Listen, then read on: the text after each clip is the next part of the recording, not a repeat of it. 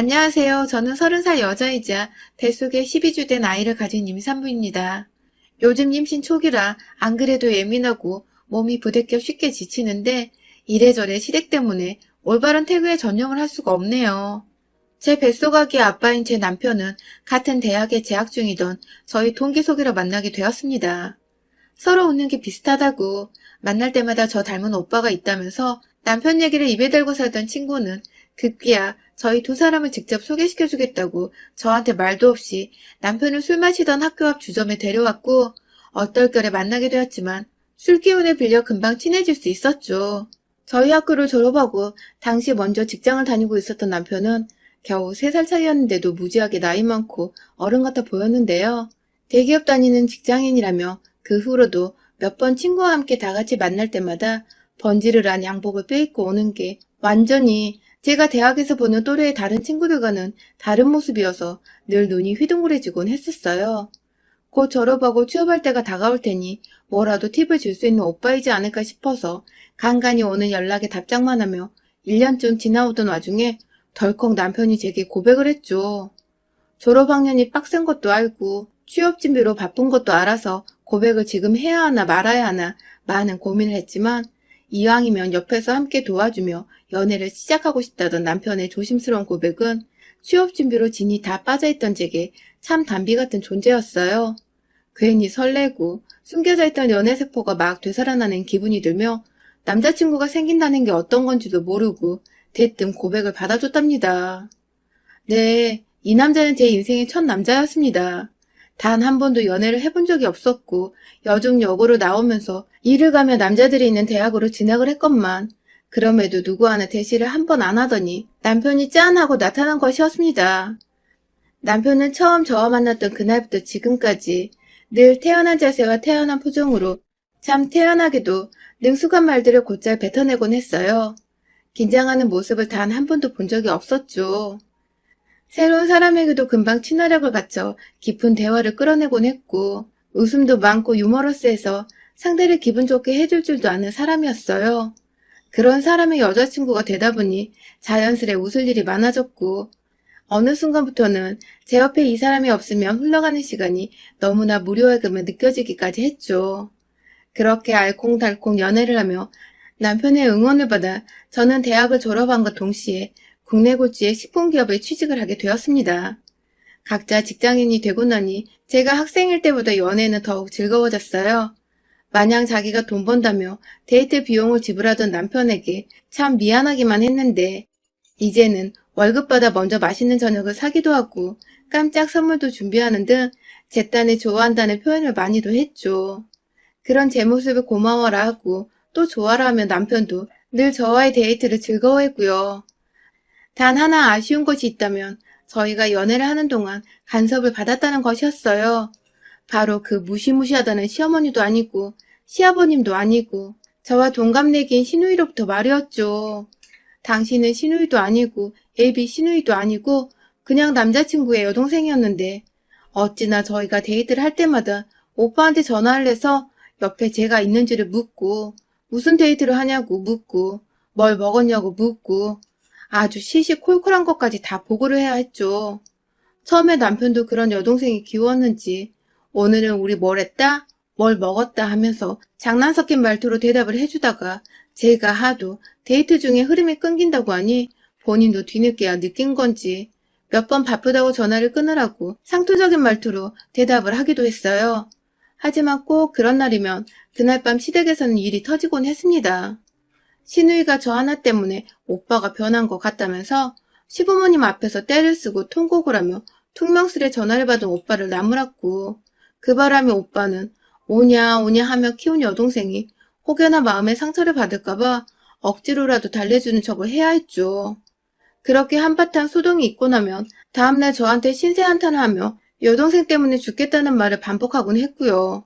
그러다 보니 저희는 데이트를 하며 자연스레 여동생이 또 전화가 오지 않을지 정말 오게 된다면 잘 대답하며 받아야 한다는 강박이 생기면서 늘 마음 한켠에 시누이란 단어가 꼭 따라다녔습니다. 남편이랑은 정말 죽도 잘 맞고 잘 지내는 사이인데 시누이 전화에 시누이 얘기만 하면 속에 고구마 하나 꽉 깨문 것처럼 답답함이 느껴지곤 했어요. 남편은 신우이를 정말 지극정성으로 아끼고 또 보살핍니다. 아주 어릴 때 신우이가 잠시 몸이 아파서 1년 정도 병원에 입원한 적이 있었대요. 그때 시부모님께서 모두 신우이 병간호를 한다고 집에서 매일같이 울었다며 그때 생각이 나면 지금도 눈물이 울컥하려 한다며 실제로도 눈물을 훔친 적도 있었고요. 지금 살아있어 주는 것만으로도 가족들에게는 소중한 막내라며 그러니 저랑도 잘 지냈으면 좋겠다고 은연중에 신우이에 대한 컴플레인은 그만했으면 좋겠다는 뉘앙스를 풍기기도 했습니다.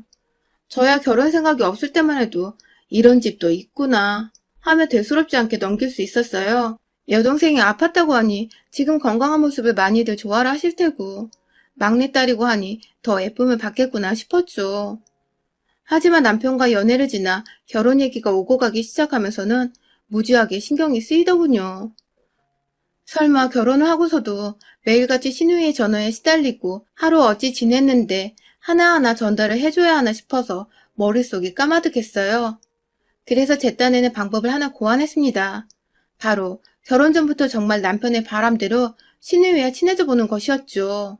동갑내기라고 하고 각자 회사를 다니는 직장이기도 하니 서로의 공통사도 비슷할 것 같았고 대화를 나누다 보면 회사욕을 하면서 괜시리 죽도 잘 맞을 것 같았어요. 보통의 여자 또래들이 그렇게 신분을 쌓으니까 저도 금방 친해질 거라 생각을 하며 함께 만나기로 약속을 잡았는데 그런데 제가 상상했던 신우의 모습은 정말 하나도 찾아볼 수 없는 신우이가 제 앞에 나타났습니다. 아파서 성인이 된 지금도 자주 병원을 다니던 신우이는 연약하고 여리여리한 인상보다는 약간 저희 남편과 남매가 맞긴 한 건지 하나도 닮지 않은 외모부터 시작해서 새침하고 퉁명스러워 보이는 첫인상이 이런 말을 하면 안 되지만 꼭 콩쥐팥쥐에 나오는 못된 팥쥐 같았습니다. 저요? 사람의 외모만 보고 성격이나 그 사람을 다 파악하는 그런 무식하고 모자란 사람이 절대 아닌데요. 저희 신우이는 정말 제가 사회생활하면서 만난 그 어떤 독한 사람들보다 가히 최고봉이라 할 수 있을 만큼 인상이 좋지 못했어요. 그 바람에 저는 신우이 귀에 완전히 눌려서 동갑인데도 불구하고 감히 말을 놓을 수가 없었고 이런 저와 달리 제가 쩔쩔매고 있는 걸 알면서도 턱하니 먼저 말을 놓고 예, 쟤 하며 저를 3인칭으로 부르며 가리키는 꼴이 참. 남편과 결혼을 했다간 다른 게 아니라 신우이 때문에 집안 멀쩡한 날이 없겠구나 싶었다니까요. 그날 신우이를 만난 후 연애 중에 3번 정도를 더 만났었는데 그때마다 제 이름 대신 예, 쟤 하며 기분 나쁘게 절 불러댔고 저는 입도 뻥끗 못하도록 남편과 둘이서만 대화를 이어가며 절 의도적으로 배척하고 소외시키는 것도 느꼈는데요. 그럼에도 전 신우이 때문에 고민이 되는 결혼이었음에도 불구하고 오로지 남편을 보며 이 결혼을 결심했습니다. 신우이 한 사람만 빼놓으면 어쩌다 통화를 하게 되었던 시어머니도 좋은 분 같으셨고 늘 저를 챙겨주고 재밌게 웃겨주는 남편은 평생 배우자감으로 정말 딱이었거든요. 그렇게 돈을 질끈 감고 설마 신우이 때문에 이혼까지 갈 정도로 말싸움이 오갈 일이 생기겠나 싶어서 섣부른 고민이라 잡생각을 접어두고 식을 올렸어요. 그게 벌써 1년 전이네요. 지난 1년간 저희 신우이는 제가 생각했던 것보다 제 결혼 생활에 악영향을 주었고 또 정신을 피폐하게 만들었습니다. 연애 중에 만났을 때는 그래도 애교와 투정이 반반 섞인 게 내 여동생은 아니지만 귀엽게 봐주리라 노력이라도 할 수 있었어요. 저도 저희 친정에서는 오빠가 있는 막내 여동생이다 보니 흔한 집에서 흔하게 오빠를 차지하고 싶어하는 영락없는 여동생의 모습이 제 눈에 보이기도 했었으니까요. 하지만 결혼을 하고 저희 둘만의 공간인 신혼집이 생기고 나선 공간적인 부분에 대한 아가씨의 질투와 욕심이 커져갔습니다. 중고등학생도 아닌 제 동갑내기인데 결혼을 하는 오빠가 새 가족을 데려왔으면 친해보고 서로에 대해 알아보고 이해해보려 하는 자세를 가지는 게 먼저일 텐데 우리 신우이는 시부모님과 함께 신혼집으로 집들이러 온 그날부터 그러더라고요. 어떻게 오빠가 내 방 하나 만들어 놓질 않고 신혼집을 차려놓을 수 있냐고 말입니다. 얼이 빠져 턱이 땅까지 미끄러져 간 기분이었습니다. 신혼집의 게스트룸, 하다못해 시부모님 방도 아닌 신우이 방을 차려놓아야 한다니요. 그 말에 네? 하며 놀란 눈을 일부러 더 크게 뜨고는 남편을 쳐다봤어요. 어처구니가 없는 티를 내고 싶었거든요. 그런데 그날 집안이 아주 난리가 났어요. 제가 기분 나빴던 표정을 지었다며 내내 뚱해 있던 신우이는 집들이 음식을 입에도 안 대고 삐져있다가 결국 시아버지가 뭐 때문에 이러냐고 작게 혼을 내자 저한테서 환영을 못 받아 이런다며 꽥 소리만 지르고 집을 나섰어요. 그 바람에 시어머니며 남편이며 여동생 찾겠다고 뛰쳐나가고 시아버지는 제 마음을 너무나도 잘 안다는 듯 괜찮다고 한두 번 있는 일 아니니까 그러려니 넘어가라며 씁쓸한 표정으로 절 위로해 주셨어요. 그렇게 전 그날 이 집에서 시누이 버릇을 잘못 들인 게 시어머니셨구나를 단번에 알 수 있었답니다. 그 뒤로 시누이는 저희 집에 자주 찾아오거나 제게 따로 연락을 하진 않았지만 남편과는 거의 매일이다시피 전화통화를 했었습니다. 처음 한 달 동안은 내내 남편은 시누이의 전화를 받으며 퇴근 후 집에 들어왔고 들어와서도 옷 갈아입고 샤워를 하기는커녕 전화 받느라 핸드폰을 손에 낀 채 소파에 한참 앉아있곤 했어요. 제가 해도 너무한 거 아니냐며 집에 들어올 때만 해도 전화 통화를 좀 줄이거나 밖에서 통화를 다 하고 오라고 눈치를 줬죠. 정말 남편이 철딱선이 없게 여동생과 매일같이 통화를 하는 답 없는 인간인 줄 알고 결혼 자체에 막 실망을 하려 했는데 대화를 해보니 그간 남편도 어쩔 수 없었던 것이더라고요. 회사에 퇴근 후 집에 도착할 때쯤 귀신같이 시누이가 통화되냐고 통화하자며 전화를 불이 나게 하는 바람에 하는 수 없이 전화를 받았던 것이더라고요. 하소연을 하며 제게 털어놓는 남편한테 저도 시댁 식구들과 집들이 이후 또 문제를 일으키기 싫어서 그냥 받으라고 했고 그렇게 남편은 일주일에 한 번 정도 겨우 제 앞에서 시누이와 통화하는 모습을 죄인처럼 들키곤 했었답니다. 참, 이게 무슨 짓인가 싶더군요. 그런데 제가 전화 받는 걸 싫어한다는 걸 시누이가 알게 된 것 같았어요. 남편이 한 달 사이에 갑자기 전화를 피하고 자기 생각으로는 오빠가 집에 도착할 때인데도 바쁘다는 말을 계속하며 안 받으려 하는 티를 내자 그게 다 저 때문이라고 생각을 했나 보더라고요. 그때부터 본격적으로 시작된 동갑내기 시누이의 시비. 그것도 바로 저희 신혼집에서 시작되었어요. 시누이는 전문대를 졸업하고 잠깐 대기업 비정규직으로 1년 정도 일을 한 후 현재 한 중견기업에서 회계 업무를 맡고 있습니다. 고등학교 때부터 특성화고를 졸업해서 그쪽으로 진로를 일찍 잡았다고 들었어요. 그 얘기를 남편한테 들은 지도 벌써 연애 때부터 오래되었었고 시누이가 무슨 대학을 졸업했건 지금은 어느 직장에서 얼마를 받고 뭘 하면 출퇴근을 하든 저는 정말 하나도 관심이 없었습니다. 시누이 인생이니 본인이 원하는 대로 능력대로 사는 것일 텐데 제가 뭐라고 거기다가 잣대를 들이밀겠나요? 그런데 우리 시누이는 본격적으로 신혼집에 자주 발을 들이밀기 시작하면서 저를 살살 긁어대는 말들을 시전하며 제 기분을 왕창 상하게 만들었어요. 남편과 저 둘 다 퇴근하고 집에 와 피곤해서 저녁을 시켜 먹으러 가면 허락도 없이 신혼집에 사과 한 봉지를 사다 들고 오더니 제가 해주는 집밥 좀 먹어보자며 부엌 식탁에 떡하니 자리를 잡고 앉았어요.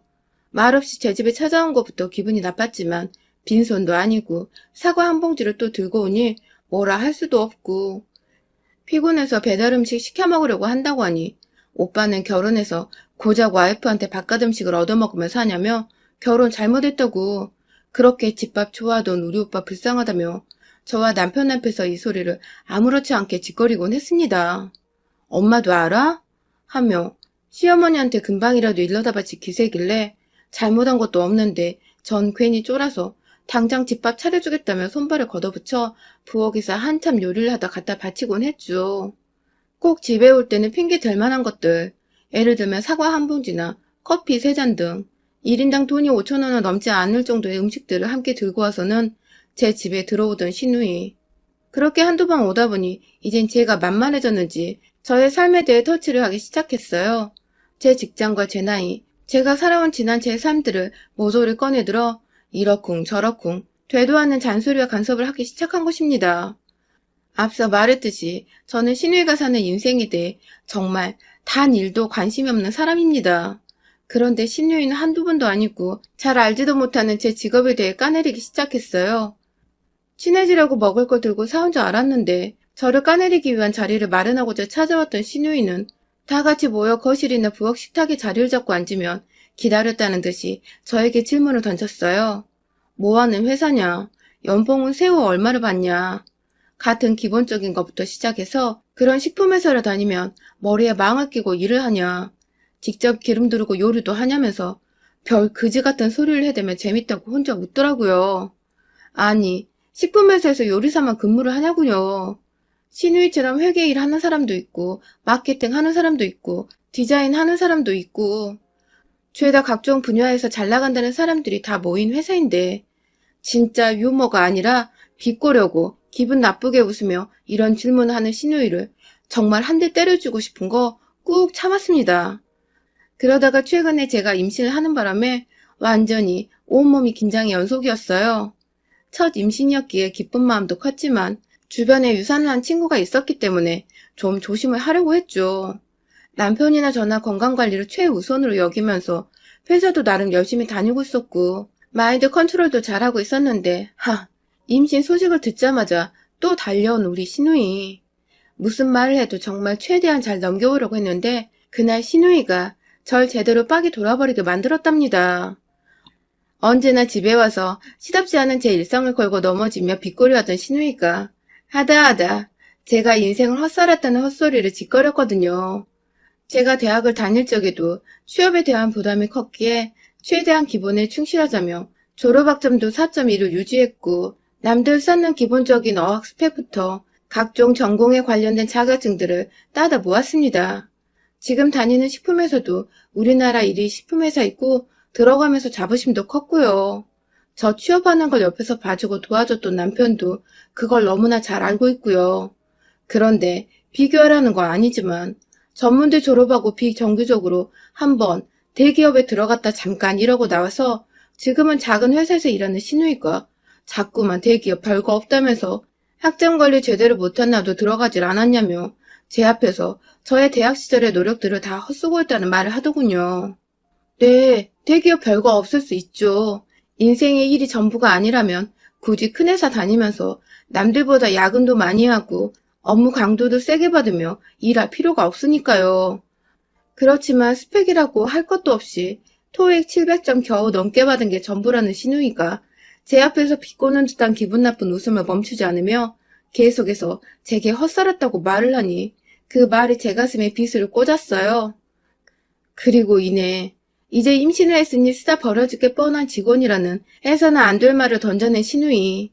대기업에서는 임신한 여자는 쳐다도 안 본다고 다른 직원들도 임신한 여자한테 일 시키고 뭐 시키고 하기 마음 편하겠냐며 하다 제게 먼저 일을 그만두라며 보채는 신우의 말이 듣다 짜증이 밀려오더라고요. 순간 제 표정을 읽었는지 옆에서 남편이 저를 달래보겠다며 신우의 말을 가로챘습니다. 왜? 요즘 세상이 어떤 세상인데 임신했다고 그만두냐? 신우이를 조곤조곤 가르쳤는데 우리 신우이는 또 그 말에 지지 않고 대답하더라고요. 그리고는 해서는 안 될 말을 하고야 말았어요. 아니 글쎄 지가 뭐라고 제가 임신해서 회사에서 잘린다는데 손모가지를 건다는 말을 하는 게 아니겠어요? 뱃속에 지 조카가 자라고 있는데 손모가지 건다는 소리를 하질 않나. 임신했다고 축하는 못해주망정 곧 회사에서 잘릴 거라고 악담을 퍼붓질 않나. 이대로 가만두자니 제가 속에서 어마어마한 천불이 나는 바람에 빨리 불을 꺼야 했어요. 매일매일 빈손으로는 안 오는 시누이가 그날은 손에 시어머니가 주신 들기름을 들고 왔거든요. 회사 퇴근하고 저희 집으로 바로 왔는데도 시어머니 들기름이 손에 들려있는 걸 보니 저를 꼽주려고 아침부터 들기름을 회사에 챙겨갔다가 친히 그걸 들고 곧장 저희 집으로 퇴근을 했나 보더라고요. 저한테 악담을 퍼볼 생각에 기분 좋게 이거 들고 출근했다 퇴근했을 신우의 생각에 머리가 더 터질 것 같았습니다. 아무래도 스트레스를 속으로 삼키느니 밖으로 뱉어내는 게 뱃속 아기 태교에도 좋을 거란 생각이 들었어요. 그 순간 정말 1초의 망설임도 없이 귀하디 귀한 국산 들기름을 그만한 값어치도 없어 보이는 신우에게 확 부어버렸습니다.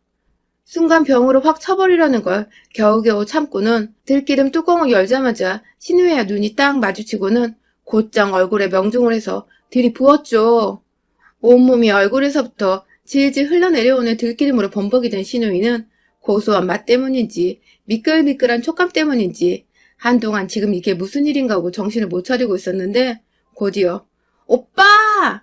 하면서 남편을 부르며 소리를 지르고 울고 불고 아주 난리가 아니었죠. 남편한테 말했습니다. 지금 네 동생 내 앞에서 안 치우면 나 이거 이혼하자는 통보를 알겠다고.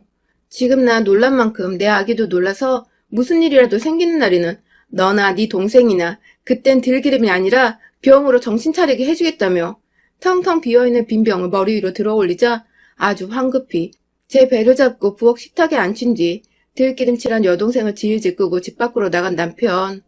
밖에서도 계속 들려오는 신우의 울음소리에 아직 정신을 못 차렸나 하던 그때 남편이 막 소리를 지르더라고요. 할 말이 있고 못할 말이 있는데 오늘 너는 뿌린대로 거둔가라며 연애 때부터 결혼하고 나서 정말 생전 처음 들어보는 남편의 화난 목소리였습니다. 지혜가 생겨서 그런지 이제는 제법 여동생과 가정 사이에서 뭐가 더 중요한지를 깨닫기라도 했나 보더라고요. 아무튼 그 바람에 밖에서 겨우 남편이 챙겨나간 수건 한 장에 의지한 채 들기름을 닦아낸 신우이는 충격을 받았는지 혼자 알아서 집으로 돌아갔다 합니다. 남편이 혹시나 싶어 아파트 현관까지는 따라 나갔는데 혼자 말도 없이 그냥 쭉 걸어가더니 마침 지나가는 택시 한 대를 잡고는 뒤도 안 돌아보고 갔다네요. 그 후에는 말이죠. 남편을 통해 들으니 거의 매일같이 전화 혹은 문자라도 온 애가 3주째 소식도 없으며 저희 집으로도 아직 찾아오고 있질 않습니다. 혹여나 싶어 시어머니께 연락을 드렸는데 자신이 준 들기름을 어디서 쏟았는지 얘가 기름칠이 돼서 집에 들어왔다며 그날 이후 조용히 잘 지내고 있다고 하시는데 시어머니께서는 아무것도 모르시고 계시더라고요. 아무래도 우리 시누이 병째 들고 한 대 더 때려줄까 말까 하던 제 모습에 적잖게 놀랐었나 봅니다. 그 덕에 저는 좀 너무했나 싶기도 한데 기죽어 있다는 시누이 소식에 묵은 때가 쓱쓱 벗겨진 기분이에요.